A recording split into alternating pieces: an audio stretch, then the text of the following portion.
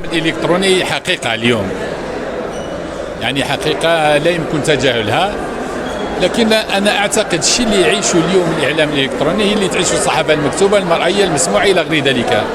أنا عندما أتكلم عن الصحافة اليوم، عن واقع الصحافة، عن لي كونترينت اللي يوقفوا عائق في وجه تطور الصحافة، بغض النظر عن الحامل أو لو سيبور، هي نفس المشاكل. وبالتالي طونكو لم تضبط الأمور في ما يسمى بقانون الإعلام، ثم قانون الإشهار، ثم قانون صبر الآراء، راح تكون تجربة ككل التجارب الأخرى، وراح تبقى هذه التجربة محدودة من حيث التطور.